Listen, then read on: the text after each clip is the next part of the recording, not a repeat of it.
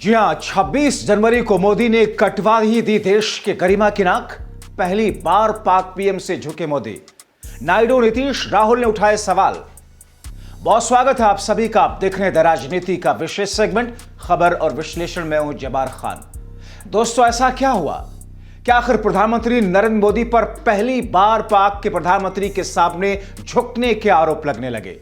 आखिर ऐसा क्या हुआ कि 2025 में 26 जनवरी को गणतंत्र दिवस के दिन देश की नाक कटवाने का आरोप प्रधानमंत्री नरेंद्र मोदी के ऊपर अभी से लगने लगा? आखिर ऐसा क्या हुआ कि जो आजाद भारत में अब तक नहीं हुआ वो मोदी राज में पहली बार होने जा रहा है? आखिर ऐसा क्या हुआ कि वो इंडोनेशिया जो भारत का सबसे पुराने मित्र देशों में से एक रहा, मगर अब उसके राष्ट्रपति प्रधानमंत्री मोदी को आंखें दिखा रहे हैं, और वो भी पाकिस्तान के कहने पर? आखिर ऐसा क्या हुआ कि अभी तक देश में गणतंत्र दिवस के मेहमान को लेकर के, मुख्य अतिथि को लेकर के जो पहले 1-2 महीने पहले अनाउंस हो जाया करता था, अभी तक सरकार की तरफ से अनाउंसमेंट नहीं किया गया कि कंफर्मेशन मिला या नहीं मिला? आखिर इंडोनेशिया के राष्ट्रपति जिनको भारत ने, मोदी ने न्योता दिया है गणतंत्र दिवस पर मुख्य अतिथि के तौर पर, वो अपनी कंफर्मेशन क्यों नहीं दे रहे हैं? महज 10 से 15 दिनों का वक्त बचा है 26 जनवरी में, मगर अभी भी सरकार खामोश है।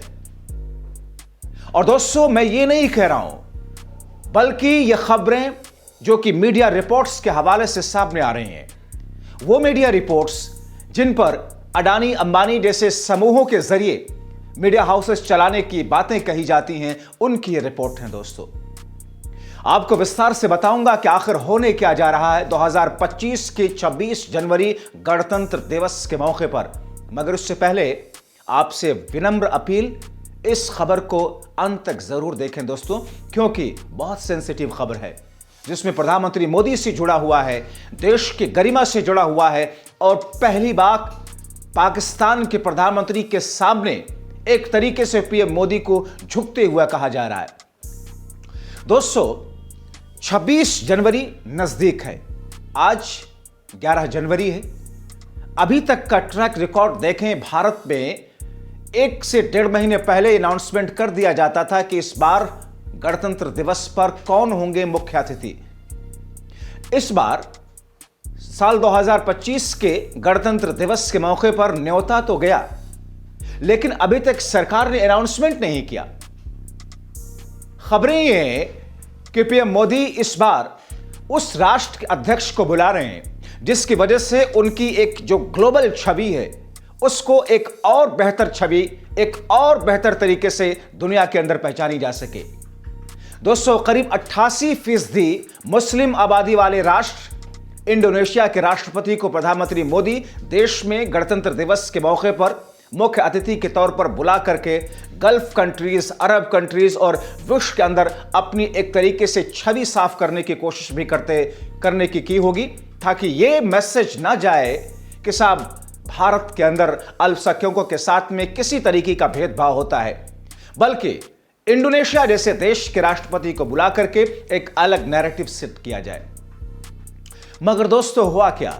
इंडोनेशिया के राष्ट्रपति को न्योता तो चला गया, मगर अभी भारत सरकार ये कंफर्म करने की स्थिति में है ही नहीं कि साहब उन्होंने कंफर्मेशन दिया या नहीं, इंडोनेशिया के राष्ट्रपति आ रहे हैं या नहीं आ रहे।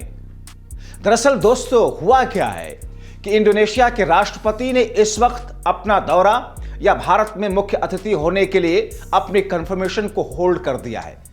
आप सोचिए, वो इंडोनेशिया जो किसी वक्त में भारत के साथ मजबूत रिश्ते में आया और तब से लेकर के अब तक एक मजबूत कड़ी के साथ में खड़ा हुआ था, वो इंडोनेशिया जहां पर 1945 में देश के पहले प्रधानमंत्री बनने से पहले पंडित जवाहरलाल नेहरू की अगुवाई में वहां पर गुट निरपेक्ष एक संगठन आयोजित हुआ, जिसमें इंडोनेशिया था, भारत था, जिसमें इजिप्ट था और जिसमें युगोस्लाविया था और कुछ दूसरे देश थे। उसका नेतृत्व भारत ने किया था। यानी कि सोवियत यूनियन को लेकर के और दूसरे गुटों को लेकर के किसकी तरफ हुआ जाए, उसको लेकर के भारत की पहल पर वो संगठन बना था, गुट बना था, गुट निरपेक्ष इंडोनेशिया के अंदर। वो इंडोनेशिया आप सोचिए कितने गहरे रिश्ते रहे कि भारत जब इंडोनेशिया के अंदर अटैक होता है, हमले होते हैं, वहां के राष्ट्रपति फंसे होते हैं, तो फिर पंडित जवाहरलाल नेहरू के आदेश पर बीजू जनता दल के मौजूदा वक्त के अध्यक्ष नवीन पटनायक के पिता बीजू पटनायक, जो कि उस वक्त एक शानदार पायलट थे, वो फाइटर जहाज लेकर के जाते हैं, वहां के राष्ट्रपति को वहां से निकाल करके लाते हैं, जबकि चारों तरफ से हमलों की आशंका थी और हमले हो रहे थे। भारत और इंडोनेशिया का रिश्ता वो रहा, वो इंडोनेशिया जो भारत के साथ खड़ा होने में गर्व महसूस करता रहा है, वो इंडोनेशिया जो अलग अलग अरब कंट्रीज में भी जाता है और वहां भारत का कोई प्रतिनिधित्व करने वाला शख्स जाता है तो उनके साथ में इंडोनेशिया के राष्ट्रीय अध्यक्ष खड़े होकर के गर्व से छाती चौड़ाई करते हैं। मगर वही इंडोनेशिया आंखें दिखा रहा है क्या? वही इंडोनेशिया क्या अब अपना दौरा कंफर्म ना करके एक तरीके से एक अलग अंदाज में नैरेटिव सेट कर रहा है? क्योंकि इस बीच में पाकिस्तान एक कड़ी है दोस्तों। आखिर ऐसा क्या हुआ कि इंडोनेशिया के राष्ट्रपति ने भारत आने के लिए मुख्य अतिथि के तौर पर, वो भी गणतंत्र दिवस पर मुख्य अतिथि के तौर पर, जो कि अपने आप में विश्व में एक सम्मान होता है, कोई शख्स देश के सबसे बड़े लोकतांत्रिक देश के सबसे बड़े पर्व पर अगर मुख्य अतिथि के तौर पर बुलाया जाए तो उसके लिए गौरवान्वित करने वाली बात है, उसके राष्ट्र के लिए गौरवान्वित करने वाली बात है। मगर उन्होंने भी कंफर्मेशन नहीं दी और पेच आकर अटक जाता है पाकिस्तानी प्रधानमंत्री की तरफ से, क्योंकि पाकिस्तानी प्रधानमंत्री से इंडोनेशिया के राष्ट्रपति की बात होने के बाद में कहा यह जा रहा कि उनकी कंफर्मेशन रुक गई है। दोस्तों, क्या देश के सम्मान को झुका देंगे प्रधानमंत्री मोदी अपने अंदाज में? और क्या यह पहली बार पाकिस्तान के प्रधानमंत्री के सामने पीएम मोदी का झुकना होगा, जिसमें सर्जिकल स्ट्राइक से लेकर के एयर स्ट्राइक से लेकर के बहुत सारी ऐसी चीजें हैं जिसमें पाकिस्तान को तहस नहस करने की बातें खूब हुई और जिसके बुनियाद पर मोदी भारतीय जनता पार्टी को बम पर 2019 के लोकसभा चुनाव में वोट भी मिले। मगर इस वक्त ऐसा क्या हुआ? दरअसल दोस्तों, पेच यहां फंसा है कि इंडोनेशिया के राष्ट्रपति भारत आएंगे और यहां से सीधे पाकिस्तान जाएंगे। 3 दिवसीय उनका विजिट होगा भारत, और भारत के बाद में भारत से सीधे पाकिस्तान। और यह भारत के लिए एक असहज करने वाली स्थिति है। प्रधानमंत्री मोदी ये चाहते हैं कि इंडोनेशिया के राष्ट्रपति भारत आएं और यहां से सीधे पाकिस्तान ना जाएं, यहां से वो इंडोनेशिया वापस जाएं और इसके बाद वहां से पाकिस्तान जाएं, क्योंकि पाकिस्तान के नए प्रधानमंत्री के साथ में इंडोनेशिया के राष्ट्रपति के रिश्ते बहुत मजबूत, बहुत अच्छे और बहुत मधुर हैं। भारत के साथ भी रिश्ते मजबूत और मधुर रहे हैं, 1945 से लेकर अब तक हैं। मगर इस बार ऐसा क्या हुआ कि इंडोनेशिया के राष्ट्रपति भारत की बात मानने को तैयार नहीं। उनका कहना है कि साहब हम भारत आएंगे, मुख्य अतिथि के तौर पर वहां वक्त देंगे, परेड होगी, सारे कार्यक्रम के बाद में वहीं से हम पाकिस्तान निकल जाएंगे। और ये भारत के लिए एक बहुत असहज करने वाली स्थिति है दोस्तों। अब ऐसी स्थिति में पीएम मोदी खामोश है, सरकार खामोश है, किसी तरह से कोई प्रतिक्रिया सामने नहीं आ रही है। जबकि आप देखें कि 11 जनवरी हो चुकी है, 26 जनवरी में वक्त बीच में ज्यादा नहीं है। और इससे पहले कि आप हर साल उठा करके कार्यक्रम को देख लें, गणतंत्र दिवस को करीब महीने भर पहले, 1.5 महीने पहले अनाउंसमेंट हो जाता था कि इस बार कौन होंगे गणतंत्र दिवस के मौके पर मुख्य अतिथि।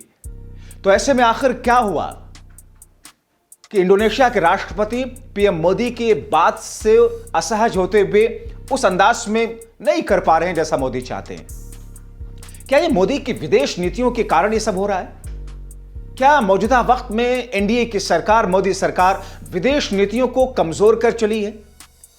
क्या महज एक रिमोट के तौर पर विदेश मंत्रालय को, विदेश मंत्री को महज एक पपेट के तौर पर बिठा करके और विदेश नीति के लिए जो चीजें होनी चाहिए उसको होने नहीं दिया जा रहा?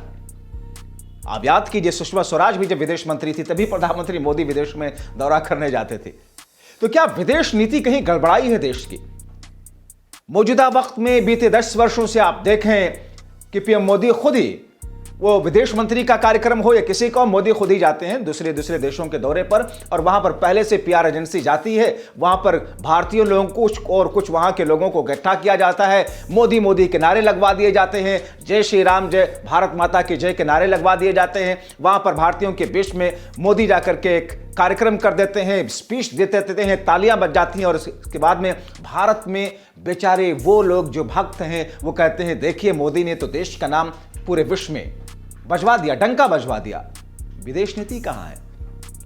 ये भूल जाते हैं लोग कि साहब जब पहली बार देश आजाद होने के बाद में पहले प्रधानमंत्री पंडित जवाहरलाल नेहरू पहला दौरा करके लंदन गए थे, ब्रिटेन गए थे, वहां सड़कों पर किस तरीके से भारतीय मूल के लोग नहीं, ब्रिटिशर्स कैसे निकल करके उनका स्वागत कर रहे थे कि वो भारत जो हमारी कॉलोनी थी वहां पर कौन है शख्स जो प्रधानमंत्री बना है, उनको देखने के लिए, उनके स्वागत करने के लिए।